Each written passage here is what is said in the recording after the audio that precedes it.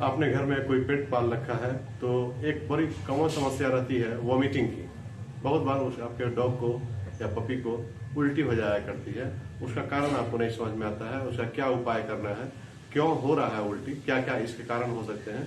तो इसी पर ही आज ये वीडियो बनाया गया है। उम्मीद है आपको वीडियो पसंद आएगा। आगे बढ़ते हैं वीडियो।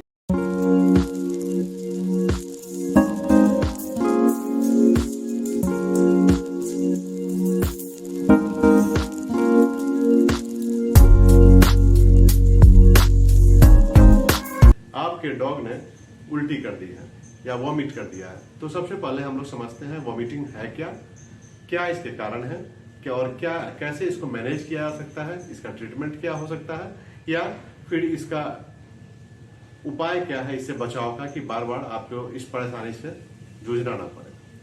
तो वॉमिटिंग टर्म जो है सबसे पहले समझते हैं वॉमिटिंग है क्या। तो इसमें कोई भी जो स्टोमैक में या अपर इंटेस्टाइन के पार्ट में जो है कोई भी जो डाइजेस्टिबल फूड है, जो खाना आपने खिलाया है डॉग को या डॉग ने जो कुछ खाया है, उसका फोर्सफुल इजेक्शन मतलब मुंह के माध्यम से फिर उसको वापस निकल जाना, यही वॉमिटिंग है।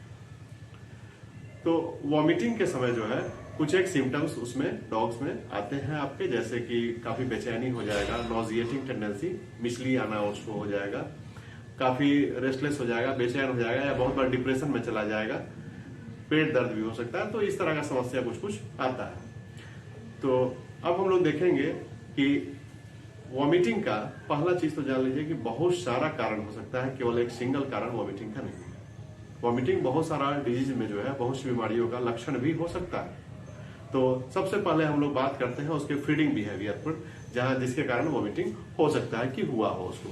फीडिंग में सबसे पहले हो सकता है उसको कि आपके डॉग ने जो है या तो उसका डाइट चेंज हो गया हो, जो आप उसको नॉर्मल फूड खिलाते हो उस फूड से उसका चेंज हुआ हो, एक डाइट आपने चेंज कर दिया हो, उसके कारण हो सकता है। या दूसरा कारण होता है आपके डॉग ने बहुत तेजी से कुछ खा लिया हो, या खाने के तुरंत बाद उसको एक्सरसाइज करा दिया हो, या एक्सरसाइज करने के तुरंत बाद उसने खाना खाया हो। उसके बाद हो सकता है कि उसने कुछ गार्बेज कचरा खा लिया हो, कुछ स्पॉइल्ड फूड खा लिया हो, जिसके कारण फूड टॉक्सिसिटी हो गई हो, ये हो सकता है कारण।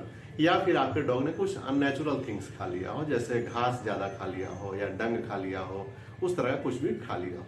तो ये एक कारण हो सकता है फीडिंग का। उसके बाद हम लोग आगे बढ़ते हैं तो देखते हैं कि एक आम समस्या है वर्म्स की। इंटेस्टाइनल वर्म्स जो है उसके अंदर अंतः परजीवी जो विकसित हो जाते हैं, उनके कारण भी वॉमिटिंग का टेंडेंसी क्रिएट होता है।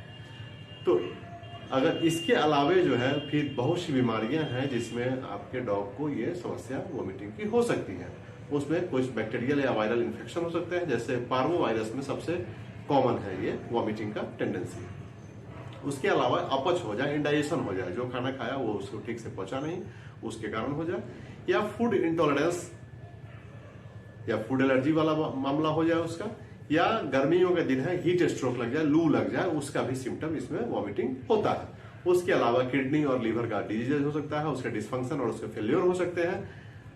उसके अलावा जो है मेडिकेशन कुछ दवाएं खिलाई हो आपने, उसके प्रतिक्रिया स्वरूप जो है वॉमिटिंग का टेंडेंसी हो सकता है। या आंतों में कहीं ना कहीं सूजन हो, इंटेस्टाइनल इन्फ्लेमेशन हो जाए या ऑब्स्ट्रक्शन हो जाए, आंतों का अवरुद्ध होना हो जाए, कहीं उसमें कुछ फंस जाए, उसके कारण होता है। या क्रॉनिक रूप से अगर कॉन्स्टिपेशन रह रहा है किसी को, या फिर कैंसर में भी जो है आपको ये देखा जाता है। इसके अलावा भी कुछ बीमारियां हैं जिसमें वॉमिटिंग का टेंडेंसी पाया जाता है।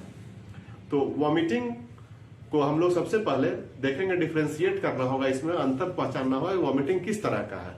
या तुरंत हुआ है वॉमिटिंग, या एक दो बार केवल हो रहा है, या क्रॉनिक वॉमिटिंग है, बार बार हो रहा है, बहुत दिनों से हो रहा है। तो अगर क्रॉनिक वॉमिटिंग है तो निश्चित रूप से किसी न किसी डिजीज का ये परिचायक है, उसका सिम्टम है। तो उसमें आपको अपने वेटनरियन से जरूर जाके सलाह लेना चाहिए। एक आध बार अगर वॉमिटिंग हुआ हो तो उसको अपने घर में ही मैनेज करने का प्रयास आप कर सकते हैं। पहले इसमें आपको अंतर समझने की जरूरत है, वॉमिटिंग और एक टर्म आता है रिजर्जिटेशन।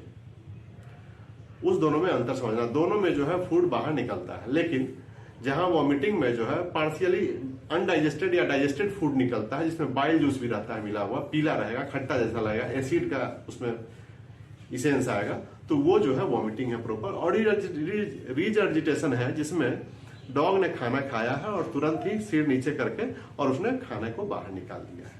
उस खाने में बाइल जो है बहुत कम रहेगा और फूड अनडाइजेस्टेड रहेगा। उसमें जो है कोई भी एब्डोमिनल कंट्रैक्शन नहीं होता है डॉग का, एक्टिव प्रोसेस नहीं है। डॉग सीधे मुंह झुकाएगा, खाना खाने के तुरंत बाद बाहर निकाल देगा और फिर उसको वापस से खा लेगा ताकि उसके डाइजेशन में उसको हेल्प मिल जाए। तो ये एक तरह से हेल्पफुल प्रक्रिया है, नेचुरल वे है डॉग्स का रिजर्जिटेशन। तो इसके लिए चिंता करने की बात नहीं है। उसके अलावा जो है, जब भी आपका डॉग वॉमिटिंग में आएगा तो उसको एब्डोमिनल पेन होगा, पेट दर्द काफी होगा, हेडेक हो सकता है, या फिर वो डिप्रेशन में जा सकता है, डिहाइड्रेशन हो सकता है, वाटर लॉस बहुत हो जाने के कारण जो है डिहाइड्रेशन, बहुत बार जो है वॉमिटिंग में म्यूकस या फिर ब्लड भी आ सकता है। तो ये चिंता का बात होता है। इस तरह के कंडीशंस में आपको अपने वेटरनियन की सलाह जरूर लेनी चाहिए और उनसे जाकर के मिलना चाहिए। अगर ज्यादा डिहाइड्रेशन हो गया हो, वाटर का लॉस हो गया हो बॉडी से, तो वहां पर इंट्रावीनस जो है वहां पर फ्लूइड थेरेपी का भी जरूरत होगा, उसको पानी चढ़ाना होगा। तो वो अपने वेटरनियन की मदद से आप वहां पर करना चाहिए आपको। अब इसमें जो है हम लोग को देखना है कि ट्रीटमेंट में क्या क्या कर सकते हैं, इसको मैनेज करने के लिए हम लोग क्या कर सकते हैं घर पर वॉमिटिंग को। तो मैनेज करने में सबसे पहला जो मिसली आती है, तो एंटी नोजिएटिंग कुछ एजेंट्स होते हैं, उनको आप दे सकते हैं, जिसमें मेटक्लोप्रामाइड है या ऑन्डेनस्टेरॉन है, या उसके अलावा जो है डोमपेरिडोन है, ओमेप्राजोल है। इस तरह के कुछ मेडिसिन को आप उसके प्रेस्क्राइब डोज में दे सकते हैं। फिर अब बात आती है उसके अलावा कुछ, जैसे म्यूकस लाइन जो है स्टोमक का वो डिस्टर्ब हो जाता है, तो वहां पर म्यूकस गैस्ट्रिक प्रोटेक्टेंट जो है कुछ ड्रग्स होते हैं, उनको आप वहां पर दे सकते हैं। और या आईवी जो है फ्लूइड थेरेपी आपको इंट्रावेनसली अपने वेट के पास जाकर के मिलकर करना पड़ेगा। इलेक्ट्रोलाइट्स जो आते हैं उनको देना पड़ेगा, ताकि अगर कुछ वाटर लॉस हुआ है तो उससे उसको रिप्लेनिश करें। यहाँ पर एक चीज आपको और देखना पड़ेगा कि प्रिवेंशन का क्या क्या उपाय है, जिससे वॉमिटिंग की समस्या ही न हो, जल्दी उत्पन्न न आए। उसके लिए आपको अपने डॉग का ध्यान रखना पड़ेगा कि रेगुलर हेल्थ चेकअप्स उसको कराना पड़ेगा, कम से कम साल में एक बार तो जरूरी। और अदरवाइज अगर कभी भी आपके वेटरनियन आपको प्रिस्क्राइब करते हैं, सजेस्ट करते हैं, तो उस समय कराना है। उसके अलावा डाइट पर बहुत ध्यान रखना है। डाइट को कंट्रोल में खिलाना है और डाइट को तुरंत चेंज नहीं करना, सडन चेंज नहीं होना चाहिए डाइट में। उसके अलावा ह्यूमन फूड से भी उसको दूर रखना है। टॉक्सिक सब्सटेंस कोई है, घास है या कुछ भी उस तरह का फॉरेन बॉडी जिसको निगल सकता है, उससे डॉग के पहुंच से उसको दूर रखने की जरूरत है। बहुत ज्यादा एक्सरसाइज कराने के बाद उसको नहीं खिलाना है, या फिर खिलाने के तुरंत बाद एक्सरसाइज नहीं कराना है। डिवॉर्मिंग उसको रेगुलर बेसिस पर कराते रहना है। तो इतना कुछ करने के बाद जो है, और बहुत बार जब अगर वॉमिटिंग हो जाता है, दवा देने से आपके घर पर अगर उसको आराम हो जाता है, तो फिर आपको 12 घंटे का विथहोल्ड पीरियड भी है, जिसमें उसको आप कुछ खाने को न दे। हल्का फुल्का एक पानी उसको जो है, अगर वो पचा पाता तो हल्का सा उसको इलेक्ट्रोलाइट मिला करके पिला सकते हैं, कुछ पानी जो है। उसके बाद जो है जब भी खाना दे तो काफी डाइजेस्टिबल फूड उसको दे, बॉइल्ड फूड दे, थोड़ा मात्रा में दे। और जब देखें कि उसका टॉलरेंस लेवल बढ़ गया है, वो खाने को पचा पा रहा है, वॉमिट नहीं कर रहा है, तभी खाने को आगे बढ़ाना चाहिए। और विशेष दिक्कत होने पर तुरंत ही अपने नजदीकी वेटरनियन से आपको इस संबंध में मिलना चाहिए, उनकी सलाह लेनी चाहिए। और उसको, क्योंकि ये बहुत बार जो है आउट ऑफ मतलब कंट्रोल भी चला जा सकता है। आप अगर ज्यादा इंतजार करेंगे, हो सकता है कि आपको कोई विपरीत परिस्थिति का सामना करना पड़े। तो उम्मीद है आपको ये वीडियो पसंद आया होगा। ऐसे ही वीडियोस पाने के लिए हमारे चैनल पर बने रहें, चैनल को सब्सक्राइब करें, वीडियो को लाइक और शेयर जरूर करें।